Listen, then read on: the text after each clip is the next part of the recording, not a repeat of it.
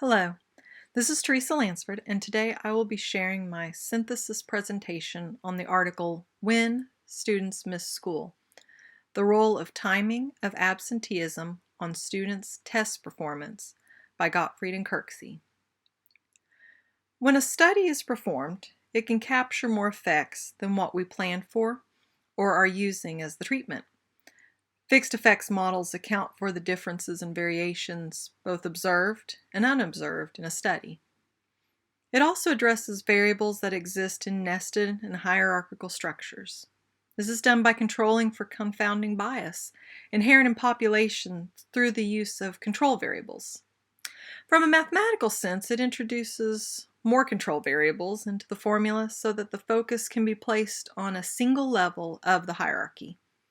It's important to note that these additions, while important for accounting for observed and unobserved variations, can also impact the regression parameters and degrees of freedom in a study.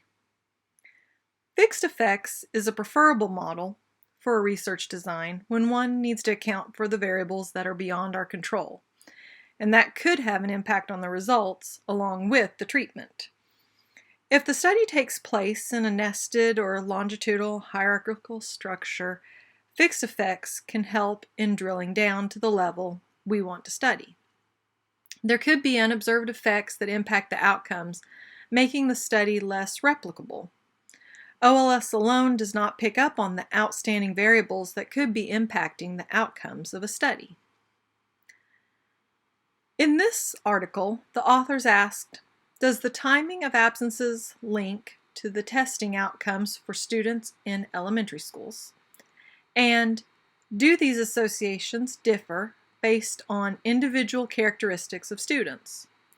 They looked at spring versus fall absenteeism over the course of 2 years to study its impact on spring testing results for elementary students.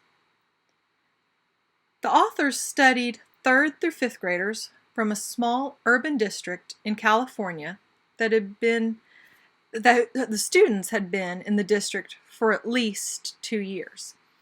They obtained their data from the district's Office of Research and Evaluation, and they used spring testing data for comparison from year to year. Since only grades 2 through 5 are tested in the district, the grade set was limited and then also additionally narrowed to 3rd through 5th, since these were the only grades with an available spring pre- and post-test. Students had to have been in the district for at least 2 years to have this pre- and post-test data. Students were clustered in grade level bands determined by enrollment status. To be in the study, students needed to have been enrolled in the school, as I mentioned, for 2 years to determine the impact of attendance from 1 year's spring testing to the next. In addition to being clustered by grade level, the students could be grouped by class and then looked at individually. In this study, they're also grouped at times by race, as well as socioeconomic status, ELL, special ed status, for the purposes of comparison. The dependent variable in this case was test scores for both ELA and math. These grades were tested in both over the course of those years. The test scores were used to determine the effect of the timing of absenteeism on learning. The treatment variable was absenteeism and whether it took place in the spring or fall semester and how far the absences were from the testing date. The authors also looked at peer groups and what % of a student's classmates fit into certain demographics. They were able to do this student by student to look at the makeup of their class. The fixed effects model was used to control for gender, race, socioeconomic status, ELL status, and special ed. The authors looked at classroom makeup at the individual level. This allowed for looking at the specific characteristics impacting each individual student rather than averages over multiple classes, the school, or the district. By drilling down to the individual school level, the authors were able to account for multiple fixed effects. Control variables adjusted for differences between schools. Binary variables controlled for if a student was part of specific subgroups. The baseline model looked at the outcome of test scores with the treatments of fall and spring absences. The authors included a lag measure that represents the lag from one year to the next for test scores. The inclusion of this measure within the baseline model helps to account for any confounding prior characteristics for students.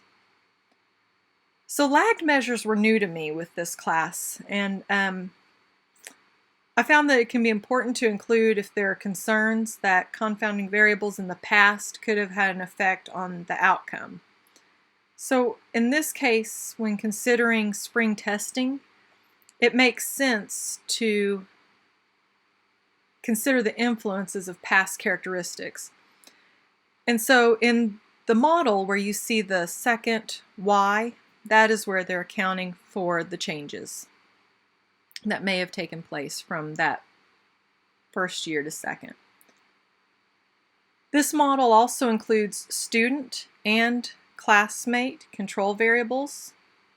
The model includes indicators for year and grade, since students were studied for more than 1 year and across grade levels. The error term in this model is by classroom, and by clustering the error at the classroom level, the authors were able to use this model to calculate data that was similar to data that accounts for a hierarchical model that was designed to account for a nested structure. The reading and math scores were evaluated separately using this model.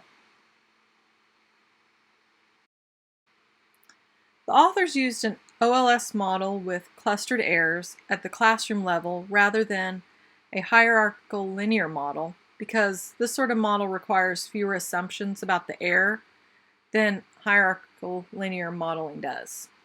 So, added to the baseline were the school fixed effects. This helps to account for differences in administrators, teachers, or parents that could influence attendance. In addition to influencing the school culture, teachers also have an impact at the individual classroom level, so a fixed effects model was generated to account for the classroom level as well. When accounting for classroom level fixed effects, schools and grade level factors are then absorbed, leaving the model shown. In the course of this paper, the authors referenced studies that showed low-income students being more likely to be held to lower standards or have less experienced or underqualified teachers. And so the concern was low-income students could then be less affected by absences than by their educational experience in general. It becomes important to account for these possible differences. However, they also noted other studies had shown no difference, so this study could be used to inform policymakers on the potential needs of various subgroups. Additionally, while there have been studies looking at the impact of absences, the timing of those absences had not been the focus of a study. This model allowed the authors to determine the significance of the distance from the absences to the testing period. In addition to fixed effects, the authors ran lag time series regressions as discussed previously to account for factors influencing prior test scores. Time windows were added to the model at 30-day intervals to determine if the timing of the absences in relation to the testing date had an effect on outcomes. So those models were up to 30, and then another group up to 60 days before, and then a final group of up to 90 days before. To validate the results of this model, the authors also used 30-day intervals after the testing dates for comparison. Doing this allowed the authors to check for validity because if the post-testing absences were shown to have an impact, they would know their model was not valid. So if they ran this model and found there was not any significance between a post-test absence and the scores, It would help to prove the impact of spring attendance on test scores. The next level of the study was broken down by subgroup to see how attendance affected test scores based on gender, ability, and this was broken into those who scored in the 25th percentile or below in the test prior for those that scored above that mark, special education, ELL, and socioeconomic status as determined by free and reduced lunch rate. The authors found that fall absences did not have a statistically significant effect on spring test scores. Spring absences had more of an impact on test scores, especially in the 30-day window prior to the test. The results from the model showed an average loss of 1.31 points in math and 0.35 in reading for each day of school missed during the spring semester. The effect sizes were calculated as regression coefficients and found to be in the meaningful range at the individual student level. School and classroom fixed effects were run as well and resulted in similar findings. The 30-day window just prior to the test was shown to have the most significant impact on spring test scores. There was no connection found between post-testing absences and test scores, which helps to support the validity of the model. When looking at the model by subgroups, girls were more likely to be negatively impacted by absences 30 days prior to testing than boys. Higher ability students were more negatively impacted than lower ability, with lower ability not showing much evidence of impact from their absences. When looking at special ed, ELL, or the free and reduced lunch status of students, results were mixed, especially in regard to the impact on ELA scores compared to a greater impact in math. And that was when looking at the comparisons between students not in special ed and those in special ed, and the same with ELL, or free and reduced lunch. The research design seemed to continue to confirm rather than change the original findings. Further iterations refined it and allowed for the study of subgroups, but did not change the outcomes, as earlier iterations of the model were still used for comparison and the findings were similar. Family factors could not be addressed as administrative data that they received for this study lacks any information on parent involvement or strategies at home that would address absenteeism and what the parent response to absenteeism was. So by testing the model with absences after the testing window and seeing no causality, the authors showed the utility of their choice in a model. They acknowledged that the study would need to be replicated in other districts, states, or with national level data to further confirm the findings. In the study, they mentioned that that their work could have also benefited from supplemental qualitative data to better understand what was taking place in classrooms during that 30-day window prior to the test. So were teachers doing test-taking skills, reviewing information, or was class just going on as usual? The absenteeism data also lacked information as to the cause of the absence. Was it excused or unexcused? Was it for discipline or illness? Were there long-term illnesses? This sort of data could have been used to find links between the type of absence and performance. This study can be used to point others in the right direction in considering the impact of timing of absences and further research, and could grow the field in new ways. One point that interested me in reading this work was that the students had to have been enrolled in the district for at least 2 years. And I think this was an important parameter as we want to make sure we're judging the impacts and interventions happening in the school, and students have to have been present to participate in that the year before and then post at the end of the spring test.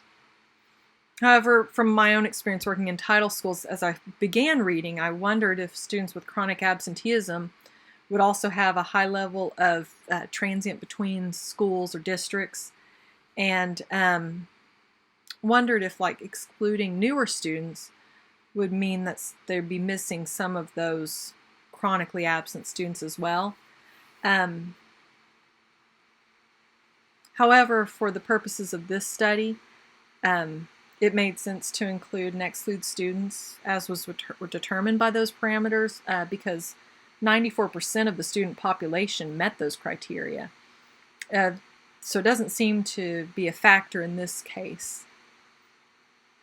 For them, descriptive statistics showed no statistical differences between the student population included in the study and those they excluded.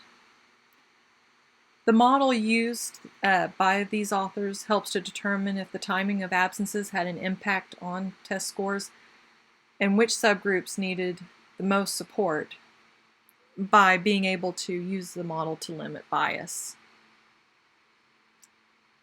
So as the first of this type of study, I believe the authors made a good choice in creating a replicable model that could be utilized in other districts and states to search for similar results. In this case, fixed effects allow for controlling numerous outlying variables that could exist as the study took place here and when it's replicated. It helps in identifying the needs of subgroups, and this model was also utilized to test for validity, which further supported their findings. I appreciated how thorough the methods section of this paper was and the connections that were made to the model's utility in determining causes. Fixed effects help to narrow down data and separate causes from other distracting variables, and it seems to be a good fit when groups are like this, nested and also diverse. I look forward to your comments.